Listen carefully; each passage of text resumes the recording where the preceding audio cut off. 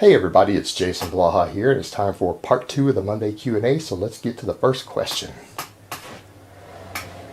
Do we rate the Tbar row, Jason? The fixed one in my gym seems great.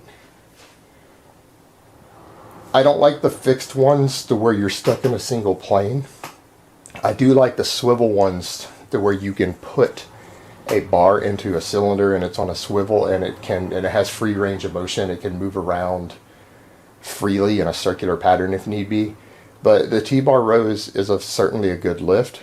I would lean for most guys towards the barbell row, mainly because the barbell row has a longer range of motion. The Tbar row actually is a partial. It gives you a shorter range of motion because of the nature of it, so it lets you overload with more weight. But you need to remember, it is in a lot of ways kind of a heavy partial. You can't get quite as much contraction up at the top, which is normally the weakest part of the row for a lot of people. But as far as getting that deep stretch at the bottom with a heavy weight, the Tbar row is actually very good for that. It's actually very strong at building strength and at stretching the lats at the bottom of the range of motion with a heavy weight. It's certainly a good exercise. I don't always recommend it for everyone because it does have a shorter range of motion, but it's an excellent mass builder. It's an excellent strength builder. There's nothing wrong with the lift. It's just I would push more novice lifters towards the barbell row instead because of the differences in the range of motion involved. But the Tbar row, I do rate it. It can be a good exercise. I'm just not a fan of the ones that fix you into a single plane because I don't think people should be training in a fixed plane of motion on machines. I'm not going to get into why here. And I don't care about the bodybuilder argument around it. I could give a fuck less. I do not believe in pure bodybuilding and someone building muscle without considering the performance aspects of it. All right, next question. Best way to maintain muscle mass whilst being injured? Does nutrition change? Have to take several weeks off due to bruised ribs? Okay, best thing I can recommend, a couple things as far as nutrition goes. You need to find what your TDEE is and you need to eat at maintenance. Maybe even a hair above, and a lot of people are going to go, but I might gain a little bit of fat in that month of reduced training or almost no training due to my injury. But the thing is, caloric deficits without training will cause you to lose muscle faster, and so what you need to do is, so what if you end up gaining a pound of fat over that month if it helps you hold on to an extra pound of muscle? It is easier to shed a pound of fat than it is to regain a pound of muscle. So I usually recommend keeping it maintenance or slightly above if you have to, if you're having trouble pinning it down. But stay out of a caloric deficit. Make sure you're getting enough protein. Make sure that you're getting a well-balanced diet. You don't have any deficiencies. Because you need to make sure that you're speeding up the healing process, which means you need to be getting plenty of fresh fruits and vegetables, all your micronutrients, anything to keep your body as optimal as you can. And I hate to use that term, but it really is true in this situation, because that will affect the healing process itself. You need to be as healthy as possible. The other thing is, do whatever training you can. If you can find any lift that you can do, I don't care if it's a concentration curl or a wrist curl. If all you can do is wrist curls and some calf raises, because that's the only thing that doesn't hurt your bruised ribs, and come in and do calf raises and wrist curls. Do something. Anything that you can is better than nothing when you're trying to hold on to muscle mass. You're at least giving your body some type of signal to hold on to the muscle tissue, even if it's massively reduced, because the signal from your forearms and your calves isn't translating that well to your chest and your back. It is giving some type of signal. It's better than nothing. All right, next question. Would you say the recommended daily allowance, RDA, based on the current EU directive is sufficient for general health, even for athletes?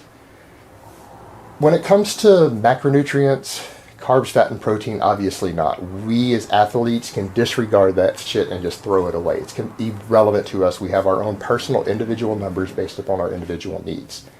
Now, as far as the micronutrients, the vitamins and minerals, for strength athletes, there is very little evidence showing that strength athletes need much, if any, over the recommended amounts for the normal populace as far as those things go. We just don't put that much total extra stress on our bodies the way that endurance athletes do. We do on our muscle tissue and our bones, but we don't require that much more. Now, as a safety measure, if you want to go a bit above the RDA, because you are an athlete, a strength athlete at least, that's perfectly fine, because if you go 50% over the RDA on most micronutrients, there's going to be no negatives to your health. that's not going to be problematic to you. You're not taking a risk at that point. So when you start mega dosing some of these, if they become toxic or they block your absorption of other things, and you start taking really massive amounts. So eating a bit above the RDA for strength athlete is probably advisable because it's not necessarily costing you anything or a risk to you. And since most of us eat so much food anyways, we're probably hitting well above the RDA anyways on a balanced diet. Now for endurance athletes, and I'm having to consider this myself because I've been pushing my cardio up, and after this meet, I'm going to start doing a couple of hours of cardio every single day because I need to work on my own conditioning and endurance for my overall health, my overall balance as an athlete. I think it's just a good idea for me, so I will fall under the category of almost a mixed type athlete because I'll be doing so much cardio in addition to power training. That there has been data over the years showing that sometimes very extreme endurance athletes need up to double of the RDA on a lot of micronutrients. Their needs for these things, particularly due to all the oxidative stress and everything they put on their body, they simply need a lot more antioxidants. They certainly need a lot more certain minerals because they deplete them more than the general populace does, or the mildly training populace, because they actually do put a lot more stress on their bodies due to the sheer number of hours they spend training. So yeah, in their case, they do actually need more, and this is something that you need to look at as an individual a bit more, but probably eating double of the RDA on those things isn't a bad idea, and some minerals you might need to be higher than that as an endurance athlete. But again, it comes back to the point of if you are eating a balanced diet of mostly whole foods, a lot of fruits, vegetables, whole grains, things like that, your caloric needs are going to be a lot higher than the average person for either type of athlete. So you're probably going to hit those numbers just fine anyways. It's not like you necessarily have to try to supplement them because you're eating sometimes 2 or 3 times as much food, so you're getting 2 or 3 times as much vitamins and minerals. All right, guys, that's really all I have to say on that today. I hope it has been informative, and I'll see you next time in part 3.